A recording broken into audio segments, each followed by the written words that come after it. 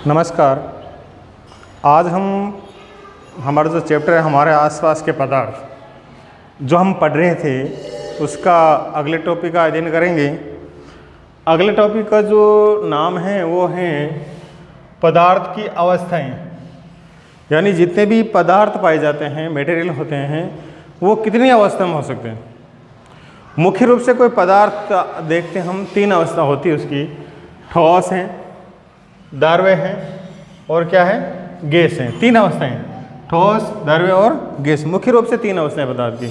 लेकिन आपने कहीं पढ़ा होगा वैज्ञानिक दृष्टिकोण से दो अवस्था और भी हैं, एक प्लाज्मा है और एक बीईसी है। फिलहाल अब हम यहाँ अभी तीन अवस्थाओं का अध्ययन करेंगे, ठोस, द्रव्य और गैस। बिल्कुल ईजी हैं, हमारे ये सारी वस्तुएं इर्द गिर्द हैं, हम इनको आसानी से समझ सकते हैं। शायद हम एक पदार्थ ऐसा भी है जो तीनों अवस्था में रहता है, हम उसको भी ध्यान में रख सकते हैं। अब बात आ रही होगी ऐसा पदार्थ कौन सा है, तो जैसे जल है। जल जो है, अगर जल है अपनी अवस्था में, खुद की अवस्था में है, तो वो तो कहलाता है द्रव्य। क्या कहलाता है? द्रव्य कहलाता है। अगर जल को हम फ्रिज में रख देते हैं, आइस जमा लेते हैं, बर्फ़ जमा लेते हैं, और जो बर्फ़ की जो अवस्था होती है वो क्या कहलाती है? ठोस कहलाती हैं। अगर हम जल को हीट करते हैं, गर्म करते हैं, जो वाष्प बनती हैं वो कौन सी अवस्था कहलाती हैं? गैसीय अवस्था कहलाती है। तो हम एक पदार्थ की तीन अवस्था देख सकते हैं, हम अध्ययन करेंगे इनका विस्तार से, तो हम ये अवस्थाएं देख सकते हैं, इसकी ध्यान करना। तो इस प्रकार से पदार्थ की जो तीनों अवस्थाएं हैं, तीनों अवस्था का अध्ययन करेंगे हम, एक बाय एक ले रहे हैं, संक्षिप्त में है, ज़्यादा विस्तार से नहीं है इसका। तो हम पैसे जैसे लेते हैं, पहले ठोस, पहले अवस्था हमारे लेते हैं ठोस। ये ठोस क्या है, ध्यान करना। ठोस जैसे अभी आप वीडियो देख रहे हो तो सामने आपके मोबाइल है, तो मोबाइल ठोस है। आपके हाथ में पेन है तो पेन भी क्या है? ठोस है। आप टेबल कुर्सी बैठे हो तो टेबल कुर्सी ठोस है। हो सकता है आप पलंग पे बैठे हो तो पलंग भी क्या है? ठोस है। तो ये पदार्थ अवस्थाएं ठोस है, ध्यान करना। तो ठोस में जो हम यहाँ जो मेन बात, जैसे किताब हैं, पेन हैं, टेबल हैं, खूब सारी अन्य वस्तुएं जो आपके इर्द गिर्द हैं वो ठोस हैं, ध्यान करना। समझ में आ गया होगा।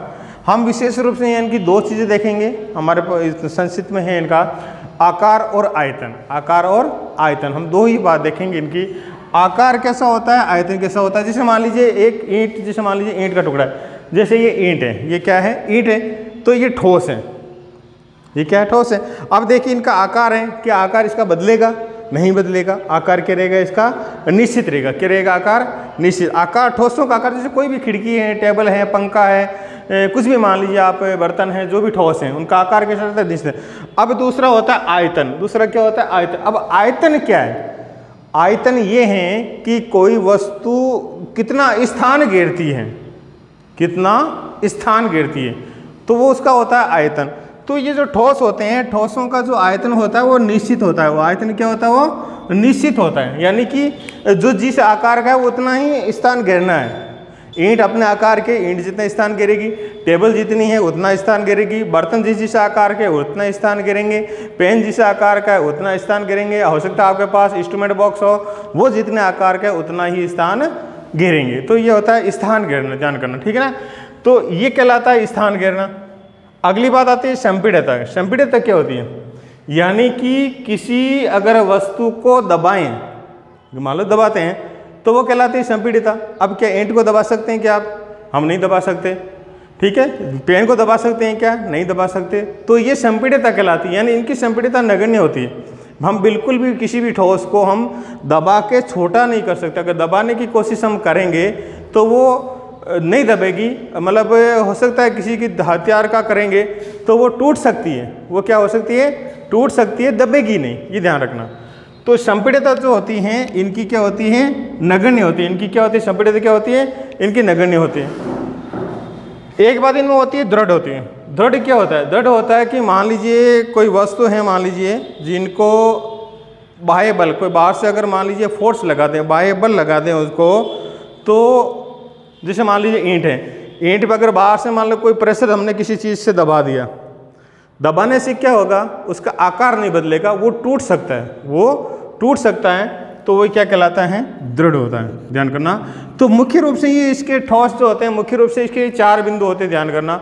अब जैसे मान लीजिए रबड़ बैंड है, मान लीजिए हमारे पास इलास्टिक है, रबड़ है, तो उनका भी आकार क्या होता है, ठोस होता है। क्या होता है, ठोस होता है। तो रबड़ को हम क्या कर सकते हैं, उनको खींचकर उनका आकार बदल सकते हैं। खींचने से उनका क्या होगा, आकार बदल जाएगा, लेकिन वो पुनः उसी आकार में आ जाएंगे, या अधिक बल लगाने पर वो क्या हो जाएंगे, टूट जाएंगे। ये ध्यान करना, ठीक है। तो ये रबड़ का हो सकता है। हम जैसे मान लीजिए घर में चीनी काम लेते हैं, तो उनके जो क्रिस्टल होते हैं वो भी क्या होते हैं, समान आकार के होते हैं। ध्यान कर सकते। जैसे मान लीजिए स्पंज की बात करते हैं, तो यहाँ मेरे पास स्पंज हैं, जैसे स्पंज है ये भी ठोस है, लेकिन इनमें क्या होता है, स्पंज होते हैं, इनमें वायु कोश होते हैं, हवा के उत्तक भरे होते हैं, जगह जगह कण होते हैं, हवा होती है। तो ऐसे स्पंज को हम दबा सकते हैं, इनमें क्या कर सकते हैं, दबा सकते हैं। इसको हम क्या दबा रहे हैं ना, तो दबा सकते हैं। यानी ये बात होगी कि इनमें जो वायु के कणों का समावेश होता है और दबाने से वायु बाहर निकल जाती है, इजीली ये दब जाते हैं। ध्यान करना। तो ये स्पंज की बात हो गई, ये है।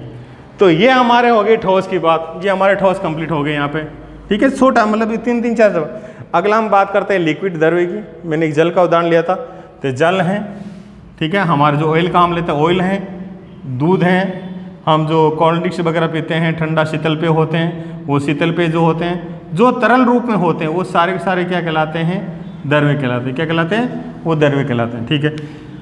मैंने कहा था 2 पॉइंट लेंगे विशेष में, एक आकार लेंगे, आकार और आयतन। आयतन क्या होता है, जगह घेरना, आकार इनका आकार दे। जल का कोई आकार होता है क्या, किसी प्रकार का कोई आकार नहीं होता है ना। हम जैसे बर्तन में डालेंगे, मान लीजिए मैंने बर्तनों का क्रम बना लिया, जैसे मान लीजिए मैंने एक कांच की गिलास ऐसी बना ली, मान लीजिए मैंने ये कांच की एक बड़ी गिलास इस प्रकार बना ली, मान लीजिए मेरे पास ये थाली है, इस प्रकार से हम जिस पात्र में जल को डालेंगे उसी आकार का वो ग्रहण कर लेता है।